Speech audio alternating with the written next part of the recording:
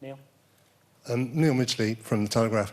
It's clear the BBC staff just aren't convinced by the actions that you've taken and the nature, any amount of hotlines or mediation or raising awareness or discussions at BBC Trust. I mean, if it weren't for the libel laws, I could name 3 senior managers in the BBC against whom systematic allegations of bullying have been made. Those people have been moved on, subsequently one quietly left the BBC, others still in very senior positions. But clearly the allegations either accepted or acknowledged, given that they've been moved. So I wonder, I'm not aware of you personally having sacked or approved the sacking of any senior manager for bullying. And I wonder, am I right about that? And if you haven't sacked any of them, why won't you, given that leadership from you personally is what's required? If you look at the number of bullying and harassment cases 2 years ago in the BBC, there were 75 and 3 cases of sexual harassment. Last year, in 14-15, there were 47 and 1 case of sexual harassment. These are cases where people have brought proper complaints to the BBC, have been investigated, some have been acted upon, some have not.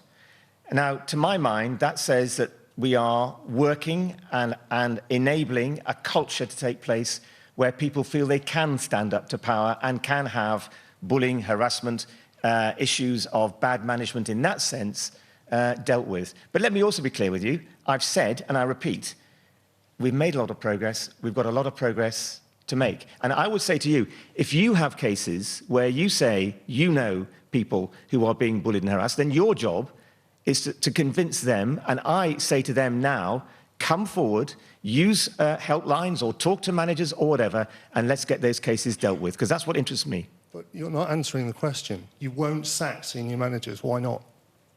I'm not going to go into individual cases because those cases of...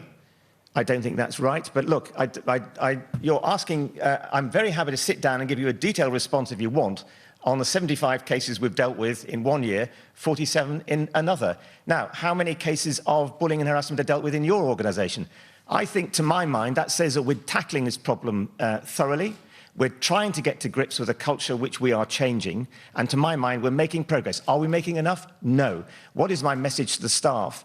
Come forward if you have things that you are worried about or concerned about, and we'll deal with them. Thank you. Okay, just one more question at the front, and then I think we'll end. Thank you. Esther Ranson, Childline.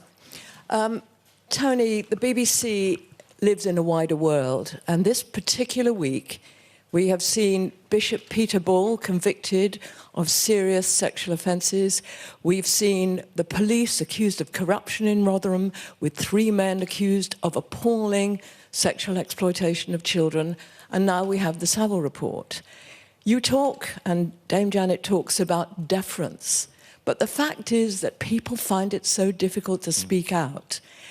Are you really confident that with all the helplines organised by the BBC and all the new GoodCorporation processes put in place, people will still dare to draw attention to sexual exploitation by people whom they know their job depends upon, whether it's the manager or whether it's the talent in the show or whether it's a senior BBC executive? And I'm wondering whether what we need to do is to ensure that something like the NSPCC helpline is widely publicised across the whole of society as a place where adults can safely and anonymously draw attention to these crimes.